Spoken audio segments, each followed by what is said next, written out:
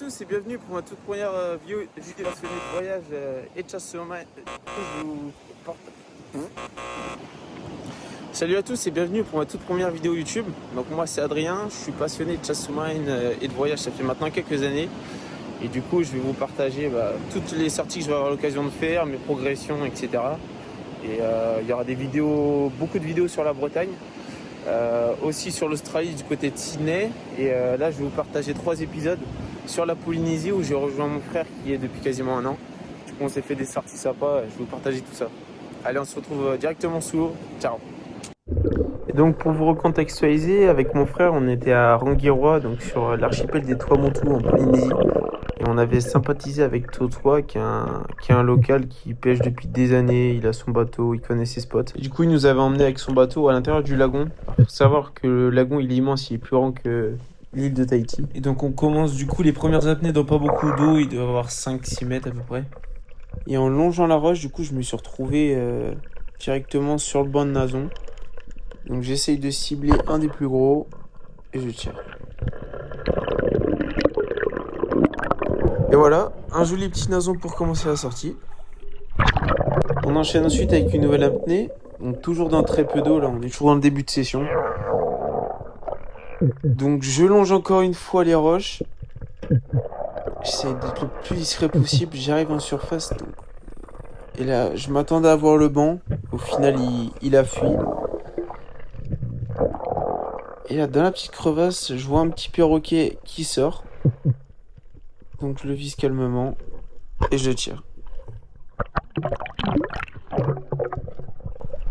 Et ensuite, important, achevez rapidement votre poisson après l'avoir tiré. Donc moi je passe soit un couteau, soit ma flèche par l'ouïe et je remonte au cerveau. Comme ça permet vraiment d'abréger au maximum ses souffrances. Nouvelle apnée, donc là on est dans une quinzaine de mètres.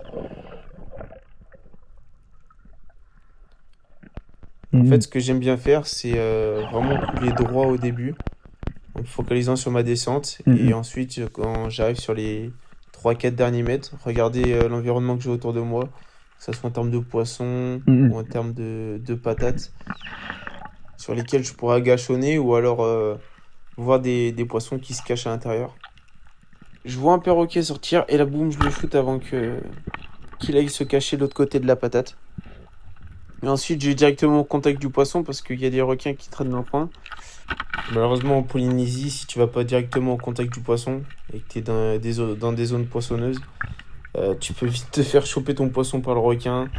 Soit il te prend ton poisson et ton fil et ta flèche, soit il te prend juste ton poisson. Enfin, en tout cas, c'est jamais très marrant et ça peut vite terminer une session.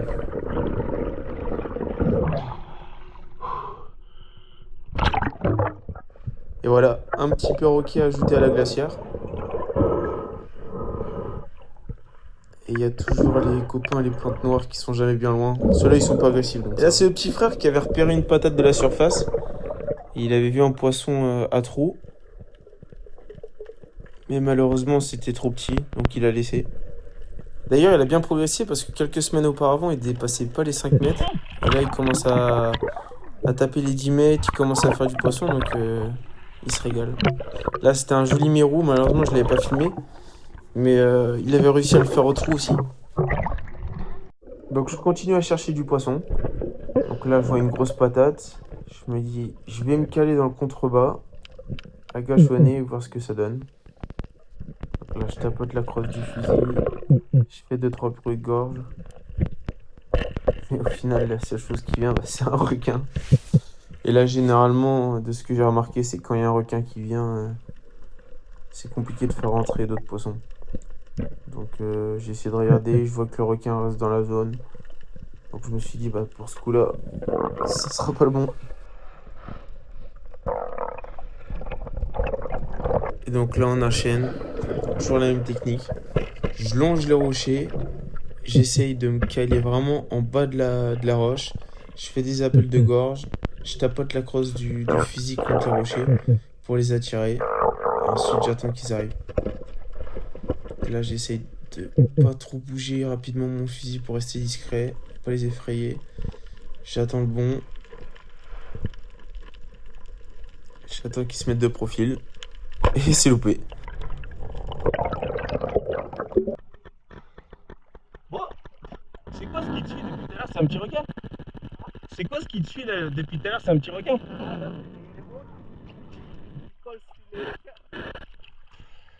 Ça se mange ça? Là. T'as vu le banc de Nazon et chirurgien là? Il y en a un balèze. Mais les plus gros ils restent dans le feu à chaque fois. Ouais, c'est ça. Voici le Remora en action qui nous suivait. Et on enchaîne ensuite sur une des apnées, je pense, qui m'aurait le plus dégoûté. En fait, j'avais repéré un bec de canne de la surface, un peu plus loin. Donc, en fait, je m'étais pas assez ventilé. Et au final, il a été plus malin parce que dès que j'ai commencé à commencer mon apnée, bah, il a filé. Donc, je me pose sur la patate. Je tape la crosse pour attirer du poisson. Peut-être le refaire revenir. Je fais des bruits de gorge.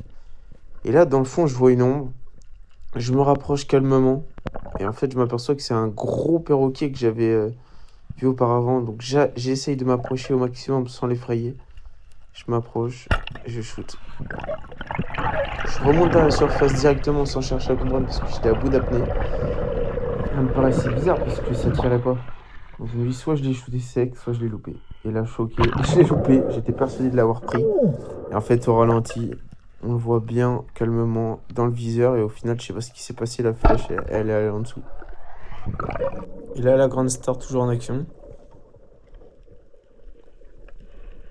Et là, du coup, il cherchait des mérous et aussi des poissons. Alors, je sais pas comment ça s'appelle en tahitien. Des poissons léopards un peu. Et c'est hyper bon à manger. On en a mangé l'autre jour. Incroyable. Et là, deuxième joli mérou tiré par mon frère. Nouvelle apnée. Je me colle au fond. Je me cale dans une faille. En fait, j'avais repéré à la surface le banc au loin. Donc, j'essaye de le faire rentrer. Donc, avec des bruits de gorge. Là, je le vois au loin. Je vois les premiers chirurgiens qui rentrent. Je vois les nasons. Et je les vois repartir. Et juste avant qu'ils partent, je tire le nason.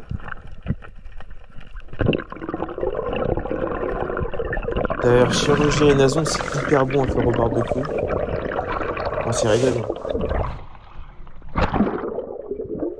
Et là, en fait, à ce moment-là, je pensais avoir éteint ma GoPro, mais en fait, j'étais toujours en train de filmer.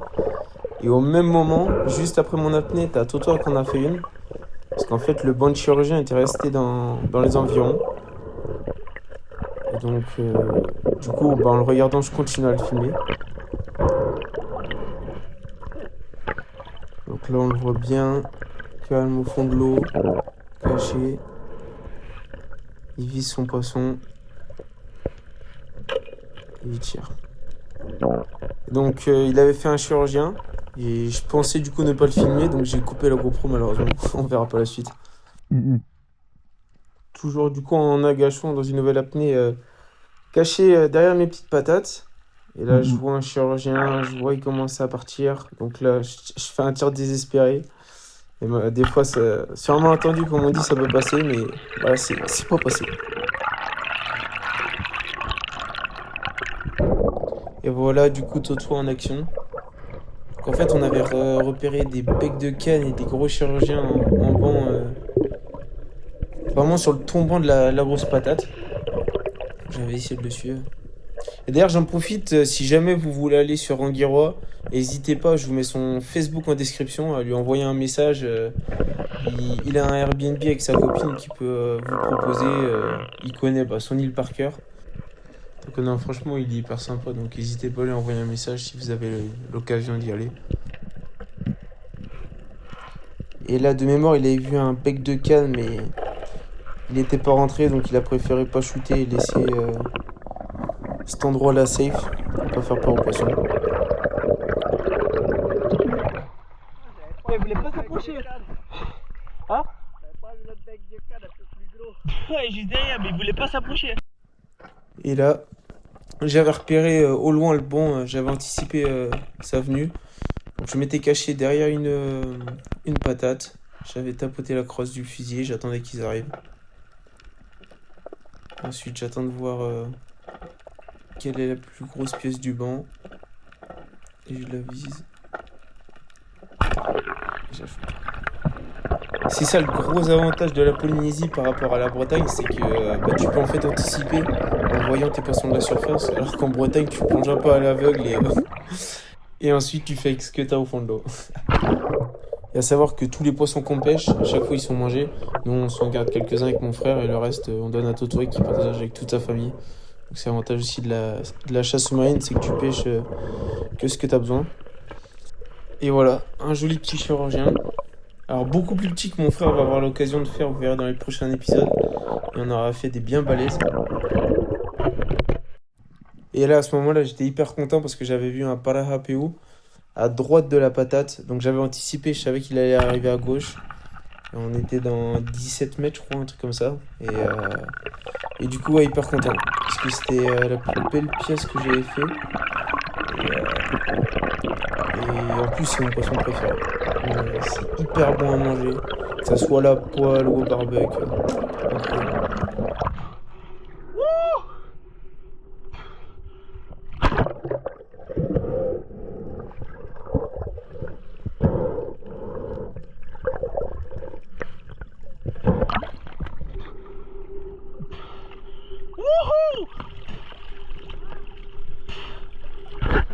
Et voilà, là c'est moi tout content à brûler les yeux dans l'eau salée. Ouais,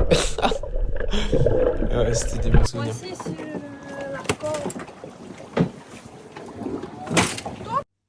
Et encore gros merci à Toto qui nous aura fait découvrir ces spots. Et on se retrouve très prochainement dans le prochain épisode.